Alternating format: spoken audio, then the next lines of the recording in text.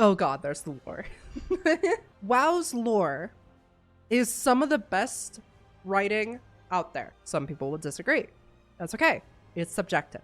However, the good news is Dragonflight, the expansion before War Within, is very mellow. All you need to know is that the dragons did not have their ancestral homeland, and it randomly appeared after everything occurred in the Shadowlands, as if something was calling all the dragons back home. The dragons are a very, very mythical race in World of Warcraft and are known as the protectors of Azeroth, which is the planet that you live on. And ever since one of their own leaders got corrupted by the Void, they've been locked from their celestial homeland. In Dragonflight, we head back there. And that is a good place to start with the lore. But with that, you miss out on the fact that, oh god, on Burning Crusade, where we go into hell to fight the demons back to ensure that Azeroth is not destroyed on their home turf, which also incorporates major characters like Illyria and Turalyon, who Turalyon is a paladin of light and Illyria is a hunter who wields a bow and gets corrupted by the Void. They're husband and wife. They are polar opposites now. Turalyon becomes Lightforge and becomes immortal, being a bastion of light, and Illyria becomes the first Void Elf. We don't learn more about this until Legion, which is 5 expansions away. Because they go traveling through space and spend 1,000 years in space, which is like 20 years for us because time is fucking weird whenever you're going at light speed. They fought in a 1,000-year war against the demons, which, by the way, demons and Void are completely different things. After Legion, after we beat, kill Jaden, who is one of the main leaders of the Legion in Burning Crusade, we head back to Azeroth, and we go to a new continent that we have not visited before called Northrend. And we encounter one of the best storylines of World of Warcraft. At this point, it's kind of just like one major world-ending event after another. They're not really fully connected, but there are strings connecting them. It's not like ESO where it's just like, this is completely not connected to this. It's not like that. There's some strings, and they basically take those strings and they keep pulling it until they want to flesh it out. So in Burning Crusade, we learn about Void Lords and Dimensius and the Ethereals who are corrupted by Void and stuff like that. And just the fact that the Void is creeping its way into the Twisting Nether as well, which is interesting. It's a very concerning thing, but we don't really touch on that very much. Instead, we understand it as a source of magic, and some of the Blood Elves are getting drunk on that magic. In Wrath of the Lich King, which is the second expansion, we go to Northrend, and we experience Arthas, one of the best villains in all of World of Warcraft.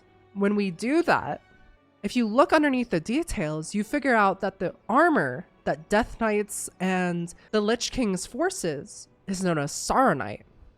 And if you look deeper beneath the surface, you find out that this is the blood of an old god, one of the bringers of the Void. And in turn, it causes the wielders of said armor and weapons to go insane with whispers. And the Lich King's armor is all Saronite. His castle is all made out of Saronite. And in fact, you look deeper beneath the surface and you're like, there's Titan vaults that apparently jail these old gods. And they're guarded by living statues. And you look underneath the surface and you find Yogg-Saron, one of the old gods.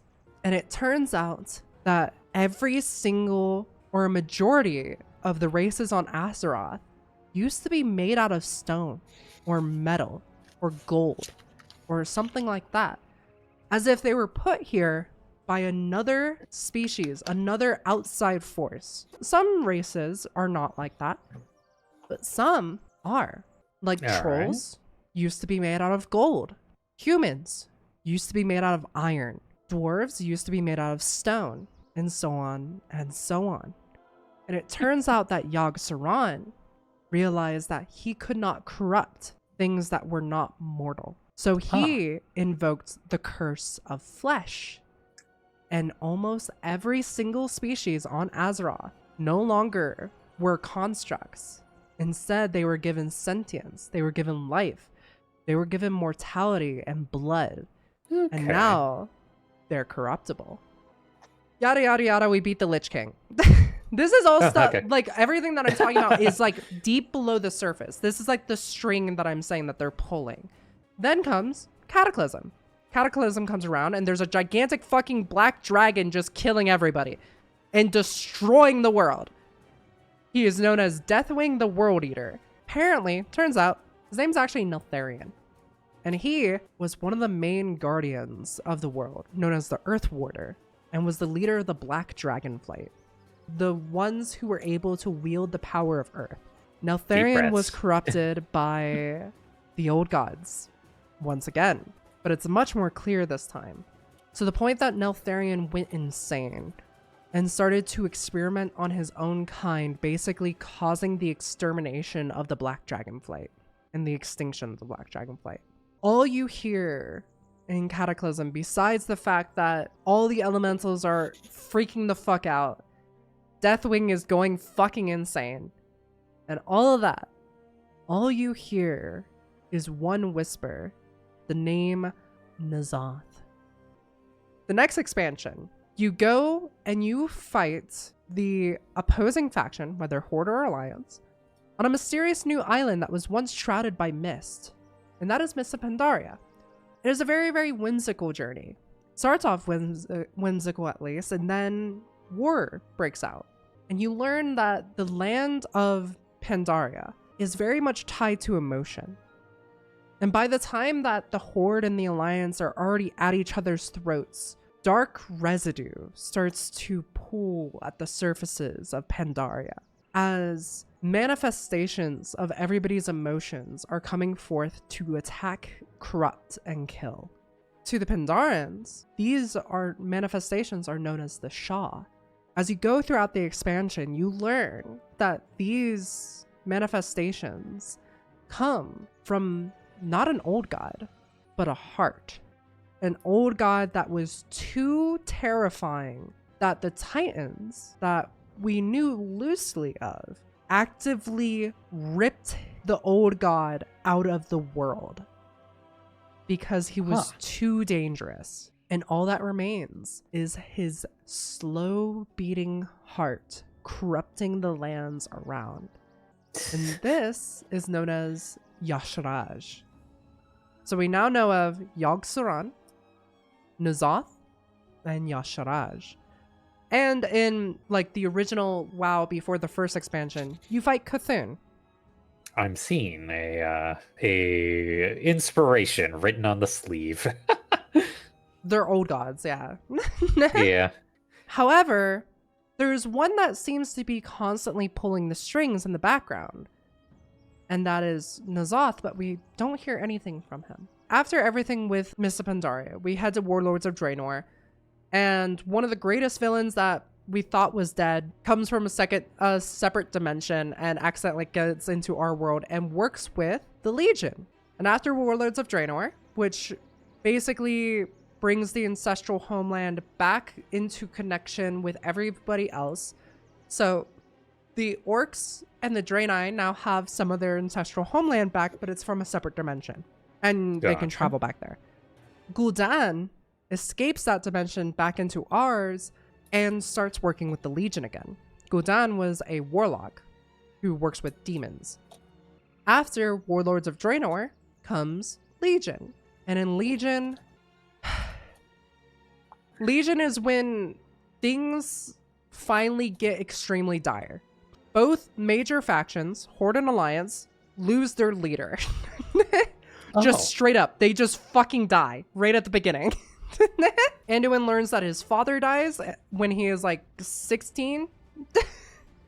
And Vol'jin dies and gets a message that's Sylvanas Windrunner, the sister to Illyria Windrunner, who Sylvanas died at the hands of Arthas and became a banshee and became undead. Sylvanas will become the ruler or the leader of the Horde. And according to what we know, Vuljin got this message from his patron, his Loa, his god, the god of death, Bwonsamdi. And he said, I know you hate Sylvanas, but Sylvanas needs to rule the Horde. And one thing leads to another. Vuljin, gritting through his teeth, says, I don't know what the gods are saying, but they're saying that you need to rule the Horde, so now Sylvanas is ruling the Horde. Also, the Horde and the Alliance now have to fucking not be at each other's throats because they have to band together to fight the fucking Legion, which, by the way, Draenei are aliens. I should say that. Draenei are aliens. Specifically, they have a faction called the Eredar, or the Manari, who work for the Legion because they were subjugated by a titan by the name of Sargeras. The Manari that were subjugated by Sargeras were corrupted by demons, and their skin turns red, their eyes turn green with fell energy and stuff like that. So the demons are space aliens. They're space demons, and they have spaceships, and they fly down from space to just fucking wreak havoc on everybody. It's pretty cool. It's a cool concept that the demons come from space in their black and green ships with burning fell energy. So one thing leads to another. You're going through Legion, yada, yada, yada. You're trying to stop the Legion. You're trying to stop Gul'dan. You're trying to stop Sargeras. You then get to Argus, which is the actual original homeland of the Draenei.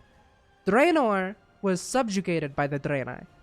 Argus was their ancestral world that was destroyed by the Legion and therefore also Sargeras. As you can tell, me explaining things is getting longer and longer.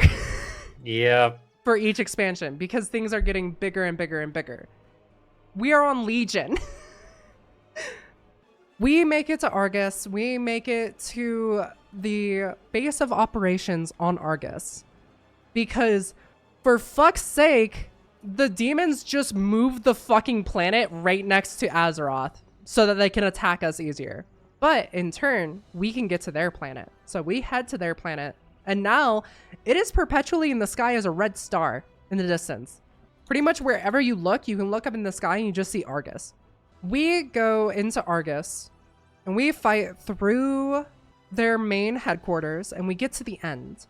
And we see that Sargeras, the corrupt titan that took control of the Legion as a whole, corrupted the world soul of Argus to create a new titan, the Titan of Death, known as Argus. Let me rewind a little bit. There are individuals known as demon hunters that have not been seen in ages. And by ages, I mean like 20, 30 years. Because there was a villain at the end of Burning Crusade called Illidan Stormrage, who, if you heard while we were doing the Night Elf starting zone, I brought up Malfurion Stormrage, his brother. Illidan was in love with somebody by the name of Tyrande Whisperwind. But Tyrande Whisperwind did not love Illidan. Instead, she loved his brother, Malfurion. Illidan tried to prove that his magic know-withal and everything like that was superior, and started to go kind of insane, to the point of sacrificing his own companions to kill the Legion. He hated the Legion. He hated the demons. He believed that if he killed the demons, Tyrande would love him. By the way, there's a mission where you go back in time and you cuck fucking Illidan to make sure that Illidan stays Illidan. That is an actual mission. I am not joking. That is an actual mission where you go with the Bronze Dragonflight. By the way, the Bronze Dragonflight have control over time. That is like they protect the time waves and stuff like that. There is a mission in Dragonflight where you go back in time and cuck Illidan to make sure that he goes fucking insane so that the fucking Legion gets destroyed. That's another story. Don't worry about it. But, okay. Illidan goes insane because... See, WoW lore is great. Follower's great. Okay, so Illidan learns of something that only the Zandalari knew before. Illidan learns of the concept of imbibing a demon's soul into your own to use and to control. It is a dangerous process, and it is one that causes immense suffering in perpetuity, but it gives you the power of the demon to use against the demons. Illidan figures this out, but he kind of goes insane and also says that you need to like gouge out your eyes and replace them with demon eyes so that you can see what the demon sees, and then carve runes into your body so that you're constantly feeling immense suffering and pain. Just think Sith. Just think dark side of the Sith and stuff like that. He pushes this like mentality and teaches this specifically to blood elves and night elves. Fuck everybody else. Nobody else gets demon hunter. Fuck you. You, as a whole, if you play as a demon hunter, are freed in Legion from like cryostasis. And you eventually feel free Illidan because there's this somewhat of a prophecy of a warden to imprison Sargeras in perpetuity. And the only person that fits that bill is Illidan. So, by that account, we have to go back in time and stop Illidan from dying in the Black Temple when we killed him. And bring him to the future. But the thing is that that doesn't fuck with the timeline. Think of it like Endgame, where them interacting with the timeline is meant to happen.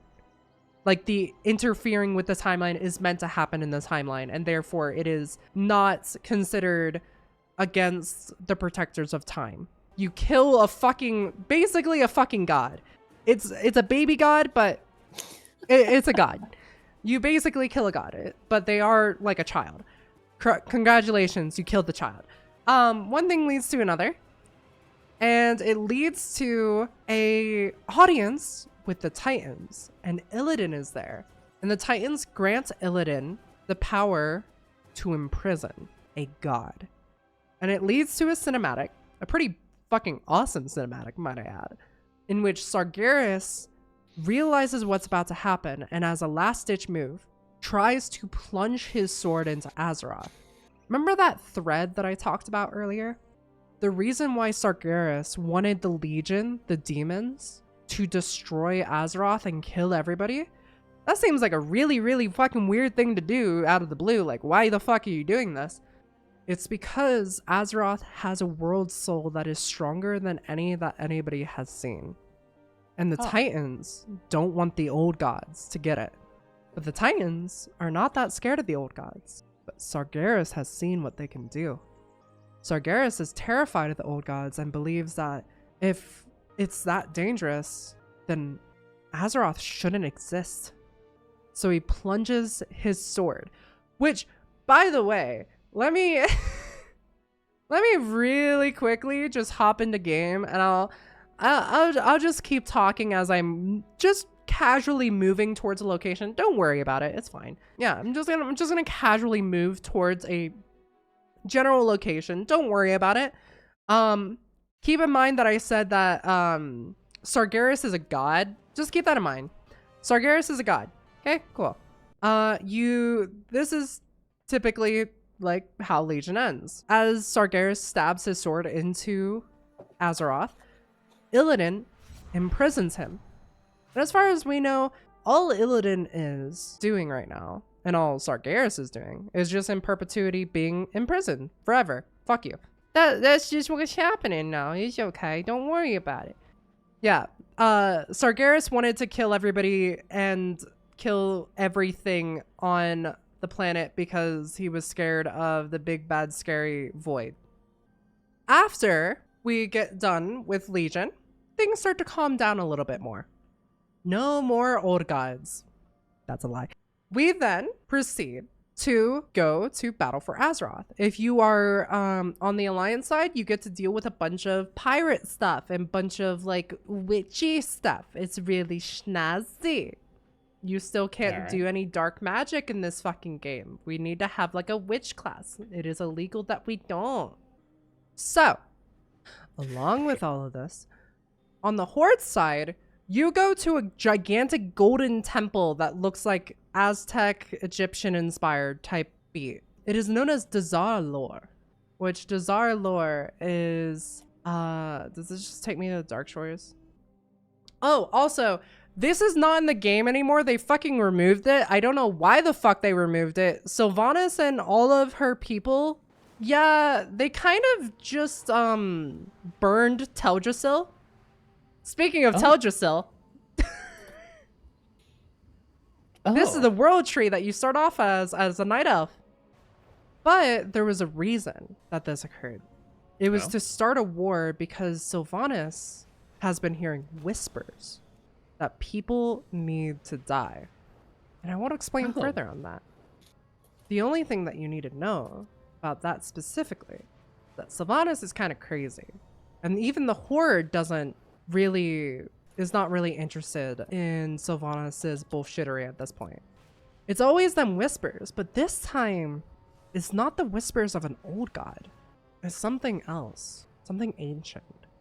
All in all, the Horde go through their adventures in Zuldazar, and those adventures leads them encountering the Volpira, leads to them encountering the Zandalari, the original trolls, the ones that were originally made out of gold, and so on and so forth. It's pretty cool overall. And in Borealis, or Kultiris as it's called, the Alliance meets the Mechanomes and the Kultirans, which are beer belly pirate-like humans. Also, remember what I said about a sword? Yeah. Do you see anything? Oh. Remember how I said it was a god that plunged a sword into the land? Yeah, don't worry about the sword. We don't talk about the sword. What sword? Don't worry about it. I'm not joking, by the way. After this occurred, after the sword was plunged into Azeroth, they started to never acknowledge the sword. By the way, I want to also point out, this is where we're at right now, right? Right. The sword is down here. So this is just a permanent fixture. Okay. Yeah, I can fly to it. I can fly to the top of the sword. This is the homeland of the Tauren, by the way, the cow people. And then I believe in that direction, right above my character, is like Orgrimmar. By the way, I love that it's taking me like fucking 7 minutes to even fly to the sword. So a majority of the mission, the majority of Battle for Azeroth is gaining forces, like gaining people to fight on your side to help fight the Alliance or the Horde. The Horde are gaining the Volpira and the Zandalari, while the Alliance are getting the Kultirans for their navy and the Mechanomes. During the middle of Battle for Azeroth, it comes to a final war where the Alliance are charging on Orgrimmar. So the Horde are losing. And during a speech for the Horde, if I remember correctly, Sylvanas lets slip that she doesn't care about anybody. She doesn't care about the Horde. She doesn't care about anybody. Also, look at the sword. Also, look, there's the sword's looking at you. There's the world soul pouring out. Also known as Azerite, the blood of Azeroth. Also, the temple that's like right above where my character is, like all these like buildings here, that is where Cthulhu died. So Sylvanas lets it slip that she hates literally everybody. And this leads to actually peace between the Horde and the Alliance, because Sylvanas realizes she fucked up, turns into a fucking banshee, grows black like ethereal wings, and just fucking screams and flies away, killing as many people as she can as she is getting away. And we don't hear anything more about this. This is halfway through Battle for Azeroth. During this, or I should say right before this, as a naval fight was occurring, the ocean opened up and we had to fight Ajara, the queen of the Naga, who also used to be a night elf, who got corrupted by her own vices and stuff like that. Ajara's mommy, I love Ajara. I do genuinely love Azara. I would love a Naga race that looks like Azara. Please and thank you, Blizzard. Please, please, thank you, please, please. But yeah, Azara is cool. So we know about Azara, and we know about weird things happening. Right. And then we hear the whispers. Not the same ones that Sylvanas was hearing, different ones. Ones almost impossible to deny. Whispers that tear at your mind, that corrupt you, that convince you, in which you have no way of saying no. You start to see horrific visions that guide your nightmares. And then you hear one word. You hear N'Zoth. Also, I'm at the top of the sword now. In Battle for Azeroth, you encounter N'Zoth, the smartest and most knowledgeable old god, and betrothed to Azara. Azara like that weird corruption tentacle stuff. Don't worry about it. And during this point, if you're playing as a shadow priest, you start hearing another whisper. One that you know all far too well. In fact, it is the whisper coming from your very weapon. One that you cherished all throughout Legion, which if you didn't know, Legion had something known as artifact weapons, where you got to use legendary weapons and they would help you. In Legion, if you're a Shadow Priest, you get access to something known as Xal'atath, Blade of the Black Empire. It is a weapon that was forged during the Black Empire, the empire that was ruled by the old gods before the Titans came and ripped them asunder and imprisoned each and every single one of them. Nobody knows why Xal'atath is imprisoned inside of this dagger. Nobody knows at all. Just a confusion, really. But she whispers to you. She encourages you. She becomes dubbed as Knifeu, according to the community, because she's a knife. But in Battle for Azeroth, when N'Zoth shows his hand, figuratively, N'Zoth finally opens up something, and Xal'atath speaks once more. Xal'atath tells you exactly what she wants you to do. She knows of a corpse ripe for the taking, and asks you to release her from her prison. And you do. Like a good little submissive little boy or girl, you do. You listen to your Dami Mommy Knife waifu. Which, by the way, yes, my Shadow Priest does use Xal'atath Blade of the Black Empire. Listen, she still whispers to you. Even though she's not in the fucking dagger anymore. I don't care. She still whispers to me, and she says uplifting things, and I like her. I like her a lot. Okay, just let me have Knifeu. Okay. By the way, if you want to know what Knifeu looks like, this is what Knifeu looks like. Definitely not an evil blade at all. Definitely not. Definitely. Nope. You have the capability of releasing Knifeu from her knife, aka Xal'atath. And that's it. We never hear from Xal'atath ever again. She's just released to fend to her own devices inside of a dead Void Elf body that she is keeping alive with the power of the Void. Somehow. We don't know who we release. We just did it. Because why not? But still part of her is inside the dagger, and she still kind of whispers to you through the dagger, and she says, let me see if I can find like some of the phrases that she says. An ancient terrible force trembles deep within Xal'atath Blade of the Black Empire. Though this dagger can serve as a powerful tool for those who wield shadow magic, tread cautiously. Xal'atath has a mind of its own. Ignore its maddening whispers. Do not trust the lies it spins. Take from what you need. But always remember that the dark presence in the blade is not your ally. If you are in the order hall, which during everything with Legion you had like order halls, Xal'atath whispers, "The walls between realms are thin here, so easy to tear open. Do you know what would happen if true shadow and light would meet here?" Upon being stunned,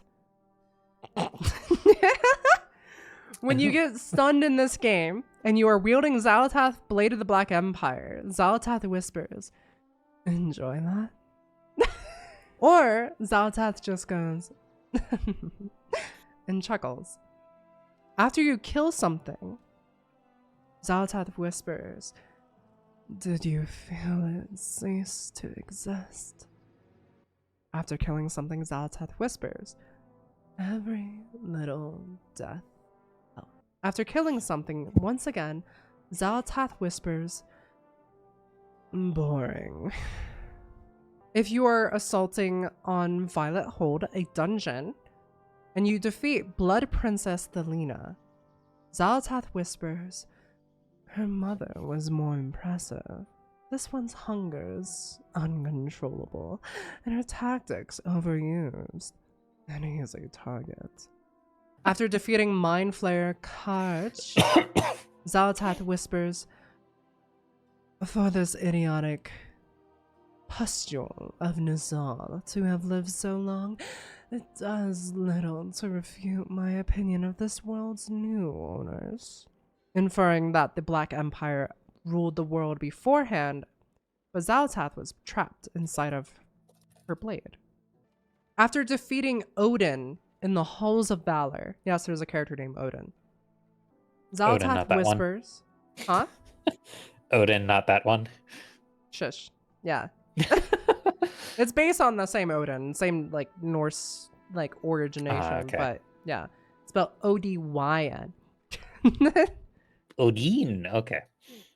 Xal'atath whispers upon defeating Odin, "Odin was a great enemy until his own arrogance proved his undoing. You should ask him if he considers Loken's final words to him. Go ahead." If you defeat Odin afterwards, Odin will have a chance to say this: "You've an ill wind about you, priest." You can talk to Odin and say, "Have you considered Loken's final words to you?" And then Odin screams, says, "How would you? You dare mock my imprisonment? Then receive Loken's punishment in his stead." And then I think he just kills you. Oh yeah, you also get to fight Gul'dan in Legion. And after defeating Gul'dan, Xal'atath whispers, saying, "Long has this one's time been coming, a true servant of the fallen titan. He seeks the doom of all things as if that would really save them from the void." I love Xal'atath. Xal'atath is literally one of my favorite characters of all time. We free Xal'atath, yada yada yada, yada yada yada, free Xal'atath, blah, blah, blah, blah. We then go and team up with the Horde or the Alliance, depending on what side we are, and we take down N'Zoth fully. But it seems like N'Zoth knows.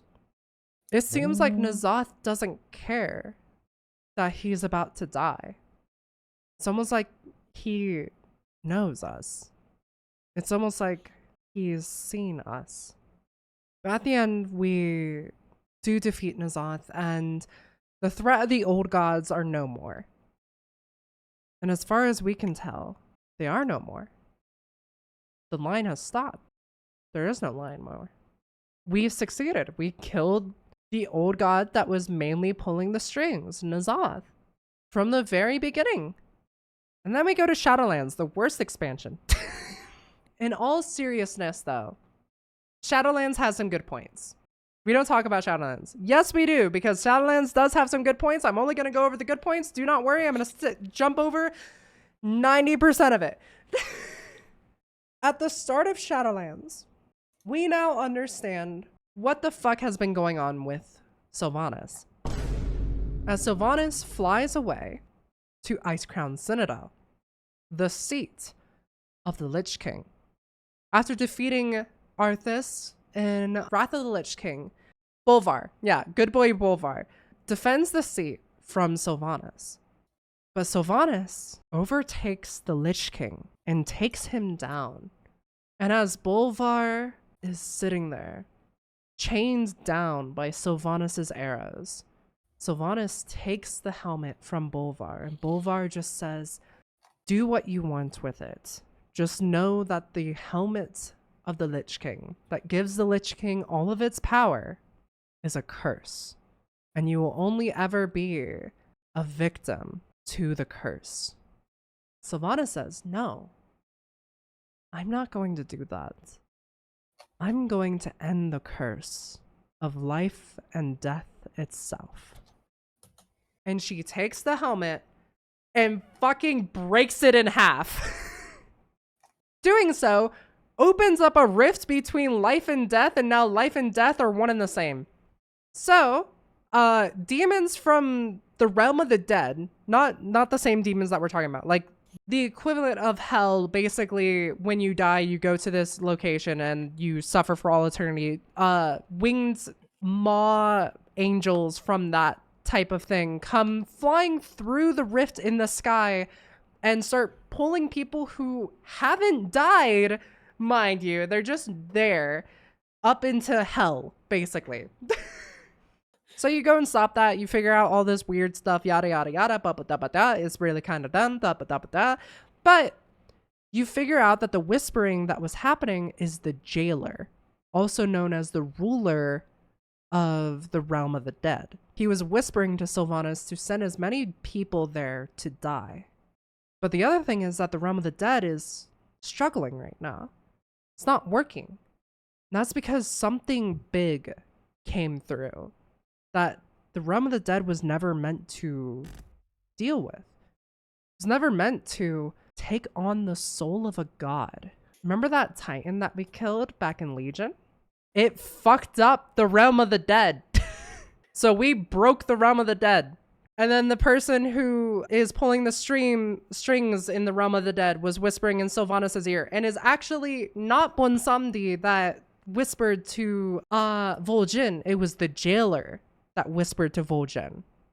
The true god of death whispered to Vol'jin to say Sylvanas needs to be the ruler, because Sylvanas her life is traumatic and she's easily manipulated. Yada yada yada, one thing leads to another. Anduin gets tortured and basically forced to live in a prison of his own body, as his body is sent to just kill people, which, by the way, he's a priest, so doing like the forces of like a god of death is kind of fucking traumatizing, as you're just killing all of your friends and you're just screaming behind your eyes. So Anduin, the king of the Alliance, is now going fucking insane. Sylvanas, who sees Anduin like her younger brother, who she murdered because of the Lich King back in Wrath of the Lich King, calls him my little lion and just like consoles him in a weird, creepy, manipulative type of way. And she's being manipulated by the jailer. One thing leads to another. We defeat the jailer. Sylvanas realizes how badly she fucked up and is no longer corrupted by Arthas' curse of being a banshee. Her eyes are no longer red. Her eyes have gone back to being the same color that they were when she was a high elf, before everything was taken away from her, before even her family shuddered at the sight of her. And she decides to stay in the Maw, the realm of the dead, to count every single person that she damned to hell, to rescue them as penance. This is billions and billions of people. So that's why we haven't seen Sylvanas, but she's doing okay. She's rescuing people from hell, so she's doing a good job in that regard. And now Anduin has PTSD and can't use the light anymore. Also, he's missing. We have no clue where the fuck he is. After we do everything in Shadowlands, that's all the important things in Shadowlands. Yay! Also, brokers exist, which are kind of like ethereals, but they're like flaming dudes, and they're pretty snazzy, and they're pretty cool. But that's not really important. They're just brokers. They're not really part of the realm of the undead. They're kind of like from the in-between, because they lost their home somehow. We don't know where they lost their home. It's okay. And then we get to Dragonflight. Now, if you're just doing Dragonflight and War Within and Future Midnight and Last Titan, that would probably be Dragonflight. It could take probably around, if you're like really getting into the story and stuff, probably around 20 hours. And then War Within, because it is shorter by far, because what they're doing is they are basically taking 3 expansions and making it into one gigantic expansion. So each of the next 3 expansions are a little bit shorter. Okay. War Within will probably take you like 10 hours. So that's like 30. Natsudu got flooded with the knowledge of an actual elf. And then we get into the fact that the elves are not actually technically elves and are technically trolls that were given magical powers by Cenarius, a gigantic fucking centaur. Cenarius, one of the nature gods, who is tied to the Emerald Dream, wanted to interact with the Tauren. But the Tauren didn't really like vibe too well, so they went south because they had to protect their people from everything. Cenarius's son fucks a earth elemental and creates the centaurs. I wish I was joking. Which the centaurs start to hunt the Tauren. The Tauren go back to Cenarius to take Cenarius up on his deal, but the Cenarius already gave all of the magical power to the elves, creating the high elves and the night elves. Elves used to be trolls, TLDR. Trolls got high on world essence juice and their ears got long. Then Cenarius helped them become hippies. Exactly! And then the Tauren got kicked to the curb and hunted by centaurs. Don't worry about it. All in all, WoW is a good game. Join us for our raiding session. It's cool.